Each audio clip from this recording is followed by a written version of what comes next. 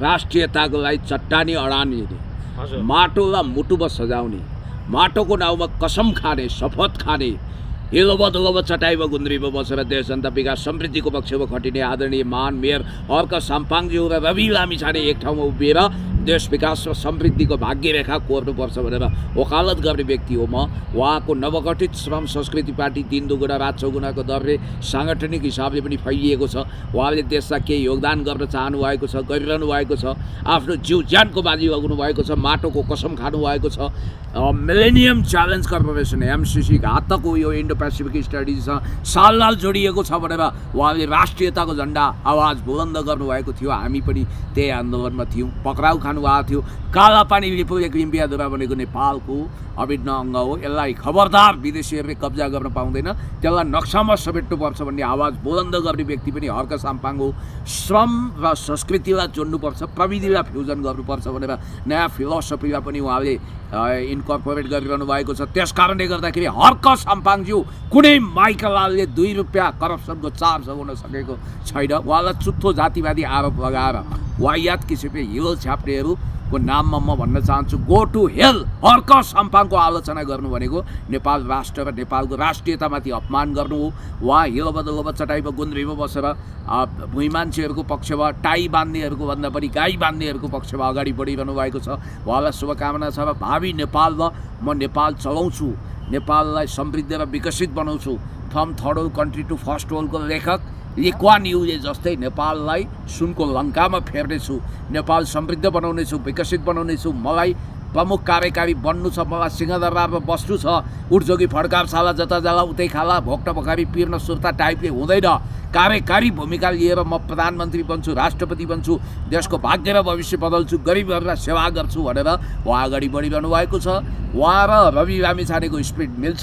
त्यसकारण असल काम गर्ने देशभक्त जुझारु योद्धाहरू एक ठाउँमा आउनु पर्यो, विकासवादीहरू एक ठाउँमा आउनु पर्यो। एनजिओका धन्दा सेठहरूको कब्जामा सरकार जानु भएन। हामी लोकतन्त्र र समाजवादतर्फ अगाडि बढाउनुपर्छ भनिरहँदा अहिले दलतन्त्रको चङ्गलबाट मुक्त गर्ने नाममा देश एनजिओ तन्त्रको दलदलमा फसेको छ। यो दलदलबाट फसाउन रवि लामिछाने हर्क साम्पाङ एक ठाउँमा आउनु पर्छ। सुशीला कार्कीको शक्तिदेखि गृहमन्त्रीको जुन खालको रवैया छ त्यसबाट दुर्गा प्रसाई पनि डराए जस्तो लाग्यो। उनले आज पत्रकार सम्मेलन गरेर बरु आफू विदेशमा जाने एक हिसाबले भन्नुपर्दा अलिकति रफटप शब्द प्रयोग गर्दा विदेश भाग्ने सङ्केत देखाएका छन्। किनभने सरकारले उनलाई सकेसम्म सम्झाउने नभए ठोक्ने नीति लिएको भनेर जनआस्थामा हिजो न्युज आएपछि आज उनले सरकारको विज्ञप्ति अथवा सरकारको धारणालाई सपोर्ट गर्दै अब म सुध्रिन्छु भने आएछन्। अनलाइन खबरमा त्यही आएको छ होइन। अब यसको मतलब उनी आफू हिजो बिग्रिएको भनेर स्वीकार गरेको त होइन भनेर पनि मान्छेले बेनिफिट अफ डाउट लिएका छन्। त्यस कारणले गर्दाखेरि दुर्गा प्रसाईका अनगिन्ती फौजदारी केसहरूलाई बेउताएर अदालतबाटै बेउतिने सम्भावना छ। मुद्दा समाप्त भएको छैन। उनी धरौटीमा अदालतको आदेशमा छुटेका हुन्। त्यस कारणले गर्दाखेरि उनलाई के पनि थाहा छ भने यो सरकार भनेको त्यस्तो होइन, हिजोको जस्तो होइन। यो प्रधान न्यायाधीश प्रधानमन्त्री भएको सरकार हो र न्यायाधीशहरू मन्त्री भएको सरकार हुनाले कानुनको नौसिङ चलाएर सिकन्जा कष्ट पनि सक्छ। र यो दुर्गा प्रसाईका स्ल्याङहरूको कुरै छोड्नुहोस्। कस्तो भर्सना गरेको रामकृष्ण ढकालको गाडीमा यसरी हिँडेको छ। सहकारी देख्ने नहुने, ठग्ने, चोकचोकमा अमेरिकामा श्रीमती राख्ने यस्ता झुटा अभियोगहरू लगाएर केही हुनेवाला छैन। अब यहाँ त कस्तो भने उहिले एउटा गीत थियो नि, म त लाली गुराँस भएछु हो। यो गीतको अमर गीतकार स्रष्टा क्षेत्र प्रताप अधिकारी जस्तो महान कविको छोरो अमन प्रताप अधिकारीको शब्द हेर्नुहोस् त। सिंहदरबार र बीआईसीसी जल्दा तेरो देश जल्यो देखिस् भनेर मामुवाला स्ल्याङ वर्डहरू रफ वर्डहरू सुन्नै सक्नुहुन्न। राजेन्द्र खड्गीभन्दा तल्लो स्तरमा उत्रिएर त्यहाँ उहाँले भन्नुभएको छ। अब किन राम्रो कामप्रति हेर्दैनन्, जसले पनि नेगेटिभ कुरालाई मात्रै उजागर गर्दै आइरहेको अवस्था छ। उसले गरेको कामलाई हेर्नु पर्यो। राति जङ्गलमा आगो लाग्दाखेरि, राति जङ्गलमा गएर सुत्दाखेरि, जनतालाई पानी लाएर खुवाउँदाखेरि पनि बिना श्रम संस्कृति हेर्नु त बिना त्यो सरकारको बजेट बिना श्रम संस्कृति पार्क खोलिरहेका छन्। लगभग हिजो मात्रै त 1,90,000 जति त लगभग 19 लाख कि 1,90,000 जति त श्रम संस्कृति पार्टीबाट टिकट बेचेर पैसाहरू जम्मा गरिएको अवस्था छ। राज्य कोषमा पैसा लिएर आइरहेका छन्। बाहिर विदेश युकेतिर जान्छन्, राज्य कोषमा पैसा लिएर आइरहेको अवस्था छ। अरूले देश देशबाट आफू भत्ता तलबहरू चाहिँ विदेशतिरमा खर्च गरेर अर्बौँ सिद्ध्याएर आउँछन्। ऊ त बाहिर जाँदा पनि नेपाल देशमा उल्टै पैसा भित्राएर आउँछन्। यस्ता व्यक्ति जो महान व्यक्ति छन् ती व्यक्तिहरूलाई चाहिँ किन यसरी रोइला मचाइरहेको अवस्था छ? आजको मितिमा जनता किन राम्रो कामप्रति हेर्दैनन्? जसले पनि नेगेटिभ कुरालाई मात्रै उजागर गर्दै आइरहेको अवस्था छ।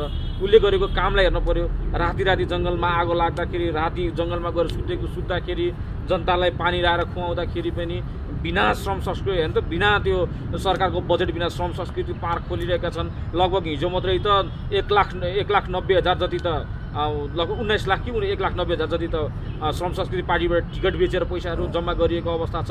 राज्य कोषमा पैसा लिएर आइरहेका छन्। बाहिर विदेश युकेतिर जान्छन्, राज्य कोषमा पैसा लिएर आइरहेको अवस्था छ। अरूले देशबाट आफू भत्ता तलबहरू चाहिँ विदेशतिरमा खर्च गरेर अर्बौँ सिद्ध्याएर आउँछन्। ऊ त बाहिर जाँदा पनि नेपाल देशमा उल्टै पैसा भित्राएर आउँछन्। यस्ता व्यक्ति जो महान व्यक्ति छन् ती व्यक्तिहरूलाई चाहिँ किन यसरी रोइला मचाइरहेको अवस्था छ? आजको मितिमा राष्ट्रियताको लागि चट्टानी अडान दिने, माटोलाई मुटुमा सजाउने, माटोको नाउँमा कसम खाने, शपथ खाने, हिलोबा चटाइमा गुन्द्रीमा बसेर देश जनता विकास समृद्धिको पक्षमा खटिने आदरणीय महान मेयर हर्क साम्पाङज्यू र रवि लामिछाने एक ठाउँमा उभिएर देश विकास र समृद्धिको भाग्यरेखा कोर्नुपर्छ भनेर वकालत गर्ने व्यक्ति हो म। उहाँको नवगठित श्रम संस्कृति पार्टी 3 दुगुणा रात चौगुणाको दरले साङ्गठनिक हिसाबले पनि फैलिएको छ। उहाँले देशलाई केही योगदान गर्न चाहनु भएको छ, गरिरहनु भएको छ। आफ्नो जिउ ज्यानको बाजी लगाउनु भएको छ, माटोको कसम खानु भएको छ। मिलेनियम च्यालेन्ज कर्पोरेसन MCC घातक हो, यो इन्डो पेसिफिक स्टडिजसँग साल जोडिएको छ भनेर उहाँले राष्ट्रियताको झन्डा आवाज बुलन्द गर्नुभएको थियो। हामी पनि त्यही आन्दोलनमा थियौँ। पक्राउ खानुभएको थियो। कालापानी लिपुलेको इम्पियाधुरा भनेको नेपालको अभिन्न अङ्ग हो। यसलाई खबरदार विदेशीहरूले कब्जा गर्न पाउँदैन, त्यसलाई नक्सामा समेट्नुपर्छ भन्ने आवाज बुलन्द गर्ने व्यक्ति पनि हर्क साम्पाङ हो। श्रम र संस्कृतिलाई जोड्नुपर्छ, प्रविधिलाई फ्युजन गर्नुपर्छ भनेर नयाँ फिलोसफीलाई पनि उहाँले इन्कर्पोरेट गरिरहनु भएको छ। त्यस कारणले गर्दाखेरि हर्क साम्पाङज्यू कुनै माइकलालले 2 रुपियाँ करप्सनको चार्ज हुन सकेको छैन। उहाँलाई चुत्थो जातिवादी आरोप लगाएर वाहियात किसिमले हिल छाप्नेहरूको नाममा म भन्न चाहन्छु, गो टु हेल। हर्क साम्पाङको आलोचना गर्नु भनेको नेपाल राष्ट्र र नेपालको राष्ट्रियतामाथि अपमान गर्नु हो। उहाँ हिलोबा चटाइमा गुन्द्रीमा बसेर भुइँ मान्छेहरूको पक्षमा, टाई बान्नेहरूको भन्दा पनि गाई बान्नेहरूको पक्षमा अगाडि बढिरहनु भएको छ। उहाँलाई शुभकामना छ र भावी नेपालमा म नेपाल चलाउँछु, नेपाललाई समृद्ध र विकसित बनाउँछु। From third world country to first वर्ल्डको लेखक ली कुआन युले जस्तै नेपाललाई सुनको लङ्कामा फेर्नेछु, नेपाल समृद्ध बनाउनेछु, विकसित बनाउनेछु। मलाई प्रमुख कार्यकारी बन्नु छ, मलाई सिंहदरबारमा बस्नु छ। उठजोगी फड्कारशाला जता जाला उतै खाला, भोक्टा भोकारी पिर्न सुर्ता टाइपले हुँदैन। कार्यकारी भूमिका लिएर म प्रधानमन्त्री बन्छु, राष्ट्रपति बन्छु, देशको भाग्य र भविष्य बदल्छु, गरिबहरूलाई सेवा गर्छु भनेर उहाँ अगाडि बढिरहनु भएको छ। उहाँ र रवि लामिछानेको स्पिरिट मिल्छ। त्यसकारण असल काम गर्ने देशभक्त जुझारु योद्धाहरू एक ठाउँमा आउनु पर्यो, विकासवादीहरू एक ठाउँमा आउनु पर्यो। एनजिओका धन्दा सेठहरूको कब्जामा सरकार जानु भएन। हामी लोकतन्त्र र समाजवादतर्फ अगाडि बढ्नुपर्छ भनिरहँदा अहिले दलतन्त्रको चङ्गलबाट मुक्त गर्ने नाममा देश एनजिओ तन्त्रको दलदलमा फसेको छ। यो दलदलबाट फस्न रवि लामिछाने, हर्क साम्पाङ एक ठाउँमा आउनुपर्छ लाग्छ। देश चाहिँ फेरि एकचोटि रवि लामिछाने खोज्यो कि जस्तै रवि लामिछानेको केसलाई अलिकति हेर्छ नि, सहकारीको लगभग यता 40वटा सहकारीको सर्वेक्षण गर्दाखेरि लगभग 87 अर्बको कुरा गरेको छ। 87 अर्बमा चाहिँ गोर्खा मिडिया नेटवर्कमा जम्मा 65 करोड गएको भन्ने कुरा गरिरहेको छ। यता 86 अर्ब 15 करोड जति त त्यत्तिकै कहाँ गयो? यो खाने त माओवादी, काङ्ग्रेस, एमाले र राप्रपाका व्यक्तिहरू देखिएको छ। यिनीहरूलाई चाहिँ सहकारीको घिसै नलाग्ने यत्रो 87 अर्बको कुरा छ। र रवि लामिछाने चाहिँ गोर्खा मिडिया नेटवर्कमा गएको जम्मा 65 करोडको कुरामा चाहिँ सरकार मुख्य नायिके चाहिँ रविलाई छानेर रविलाई दोष लगाएर हिँडेको अवस्था छ। यसलाई चाहिँ कसले बोलिदिने? सहकारी पीडितले कहिले न्याय पाउने? सहकारीभित्र कुल मिलाएर 2 खर्ब बराबरको नेटवर्क छ भनिन्छ। त्यसमा 1 खर्ब जति जोखिममा छ र 1 खर्ब जति अहिले पनि चलायमान छ भनिन्छ। त तपाईँले अघि डेटा दिनुभयो कि केही अर्ब रुपियाँको कारोबार गोर्खा मिडिया प्रालीबाट भयो, के अरे जीवी राईबाट भयो। त जीवी राई नै यसको मुख्य दोषी हो। तर जीवी राईलाई ल्याउने सवालमा सरकार किन अकर्मण्य छ? सुपुर्दोगी सन्धि छैन भनिन्छ। सुपुर्दोगी सन्धि छैन भन्ने बाहना गरेर हुन्छ। इन्डियासँग कुराकानी मिल्यो भन्ने कुरा पनि आछ। हजुर। हामी चाहन्छौँ छिटोभन्दा छिटो जीवी राईलाई सिकन्जा कसियोस्, कानुनी फन्दामा ल्याइयोस्, त्यसपछि फेरि जीवी अनुसन्धान राई आयो भने त काङ्ग्रेस एमालेका सबैजना व्यक्तिहरू जेल त्यही त पर्ने जीवी अवस्था राई आउने बित्तिकै रवि लामिछानेले सफाई पाउन् भन्ने डर गगन थापाजीहरूलाई होला, अरूलाई होला। अब यही सरकारको गृहमन्त्री पनि रवि लामिछानेको भलो चिताउने व्यक्ति होइन होइन, भनेर त्यो त बुझिएको छ देखियो। होइन, त्यस्तो खालको मिडियाबाजी भएको छ। त्यसैले मैले तपाईँलाई भन्न खोजेको कुरा के हो भने जबरजस्ती सहकारी ठगको ट्याग भिराएर रवि लामिछानेको मानमर्दन गर्ने, उहाँको तेजोवध गर्ने, उहाँलाई राजनीतिक रूपमा बदनाम गर्ने, उहाँलाई कानुनी रूपमा अप्ठ्यारो पार्ने भन्दा पनि तपाईँहरूले सम्पत्ति शुद्धिकरण गर्नु होइन। खोइ कहाँ देख्नुभयो त रवि लामिछानेले अकुत सम्पत्ति थुपारेको?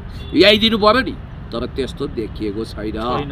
अनि त्यसपछि रवि लामिछानेको चरित्र नैतिकतामाथि हिलो छ्याप्ने तपाईँहरू, ए बाबा उहाँ पहिला अब वंशजको नागरिक हो, त्यसपछि कारणवश नागरिकता त्याग्नुभयो, अमेरिकी नागरिक बन्नुभयो, फेरि यो देशमा आएर केही गर्छु भनेर आफ्नो मूल नागरिकता बेउताउनुभयो, अर्थात् नेपाली नागरिक हुनुभयो। उहाँको विषयमा यत्रो हङ्गामा किन रडाको? उहाँमा देश बनाउने हुटुटी छ। उहाँ अहिले पनि वक्ताको हिसाबले बहुत राम्रो वक्ता हुनुहुन्छ, जनतालाई केही योगदान गर्न चाहनु भएको छ, डेलिभरी गर्न चाहनु भएको छ। अब मेरो त हेर्नुहोस् आफ्नो मावली पनि हो, बुढो मावली, म त उहाँको छिटोभन्दा छिटो रिहाई चाहन्छु। त्यस कारणले गर्दाखेरि आज रवि लामिछानेमाथि पूर्वाग्रहको आधारमा कुनै पनि कदम नचालियोस्, म यही भन्छु। र उहाँलाई बाइज्जत रिहा हुने मौका मिलोस्, कानुनी रूपमा उन्मुक्ति होस्। जस्तै हस्, समय दिनुभयो सर ल तपाईँलाई धेरै धेरै धन्यवाद। Thank you so much.